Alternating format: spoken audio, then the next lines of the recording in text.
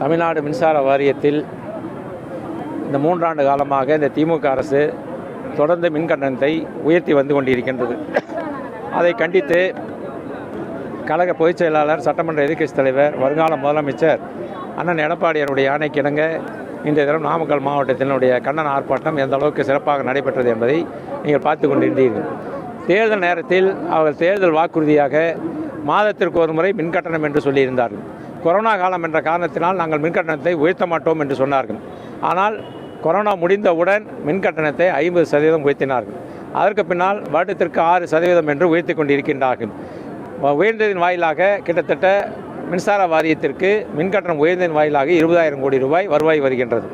நிதிநிலை அறிக்கையில் வருடத்திற்கு வருடம் மின்சார வாரியம் நஷ்டத்தில் இருக்கின்ற காரணத்தினால் 13,000 கோடி ரூபாய் நாங்கள் அதற்கு இழப்பீடாக கொடுக்கிறோம் என்று சொல்லியிருக்கின்றார்கள். அதுபோக மானியமாக கிட்டத்தட்ட 10,000 கோடி ரூபாய் கொடுத்து கொண்டிருக்கின்றார். ஆக மொத்தம் கிட்டத்தட்ட 42,000 கோடி ரூபாய் வருவாய் வருகின்ற போது 21ஆம் ஆண்டு நாங்கள் ஆட்சியை விட்டு வருகின்ற போது வெறும் 12,000 கோடி ரூபாய் நஷ்டத்தில் இருந்தது.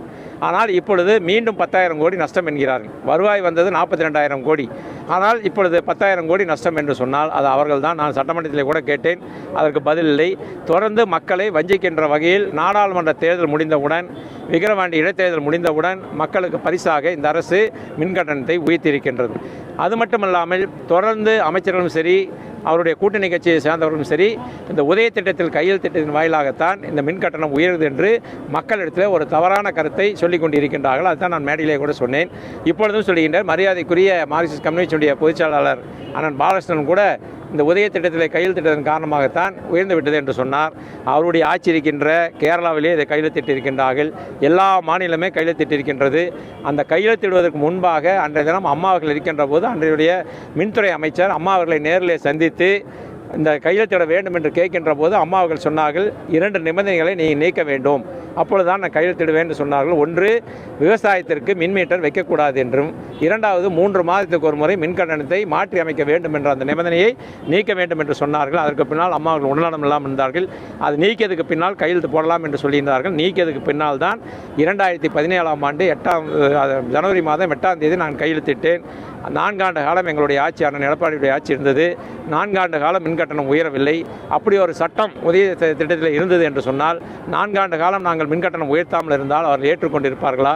அவர்களால் ஆட்சி நிர்வாகம் செய்ய முடியாமல், இதில் நடக்கின்ற தவறுகளை கண்காணிக்காமல் மக்களிடத்திலே ஒரு பொய்யான பிரச்சாரத்தை தோழமை கட்சியை சேர்ந்தவர்களும் சரி, அமைச்சர்களும் சொல்லிக் கொண்டு இருக்கின்றார்கள்.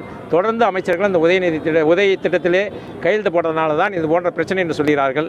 நான் எல்லாருக்கும் சேர்ந்து பொதுவாக சொல்கிறேன், யார் எந்த இடத்தில் வைத்தாலும் சரி, நான் நேருக்கு நேர் சந்தித்து இந்த உதய திட்டத்தில் எந்த இடத்தில் மின்கட்டணம் உயர்த்த வேண்டும் என்று சொல்லியிருக்கின்றார்கள். மத்திய அரசு என்பது மின்சார வாரியம் நஷ்டம் வருகின்ற ஒரு கடிதம் எழுதுவார்கள். அந்த கடிதத்திலே அவர்கள் சொல்லுவார், நஷ்டத்தை குறைக்க வேண்டும் என்று சொல்வார்கள். அதுபோல் எங்களுக்கு பலமுறை அந்த கடிதம் வந்திருக்கின்றது. அதை நாங்கள் மாநில அரசு ஏற்றுக்கொள்கிறோம் என்று அவர்களிடத்தில் பதில் அனுப்பினால் அதோடு அவர்கள் நின்று விடுவார்கள். அதனால் இவர்கள் மத்திய அரசு மீது குறையை சொல்லிவிட்டு இப்பொழுது மக்கள் மீது வரிச்சுமையும் சரி, மின்சாரத்தையும் சரி எல்லாமே ஏற்றி கொண்டு இருக்கின்றார் என்று சொன்னால், நாடாளுமன்ற தேர்தலிலே 39 வெற்றி பெற்றதற்கு, இடைத்தேர்தலில் வெற்றி பெற்றதற்கும் மக்களுக்கு பரிசாக திமுக அரசு வழங்கியிருக்கிறது என்பதுதான் இந்த நேரத்தில் நான் சொல்லுவது. யார் உதய திட்டத்தில் கையெழுத்து போட்டதனால் இந்த மின்கட்டணம் உயர்ந்தது என்று அவருடைய திமுகவினுடைய தலைமை கட்சியாக இருந்தாலும் சரி, திமுகவினுடைய அமைச்சர்களாக இருந்தாலும் சரி, எந்த இடத்தில் வேண்டுமானாலும் நான் வர தயாராக இருக்கின்றேன். இதனால் மின்கட்டணம் உயர்ந்தது என்று ஏதாவது ஒரு சரத்து இருந்தது என்று சொன்னால் அதுக்கு முழு பொறுப்பு நான் ஏற்றுக்கொள்கிறேன். இல்லை என்றால் அவர்கள் ஏற்றுக்கொள்வார்களா என்பதை, இல்லை என்றால் இதோடு மேல் உதய திட்டத்தில் கையெழுத்திட்டதனால் மின்கட்டணம் உயர்ந்தது என்ற வார்த்தையை நிறுத்திக் கொள்ள வேண்டும் என்று நான் கேட்டுக்கொள்கிறேன்.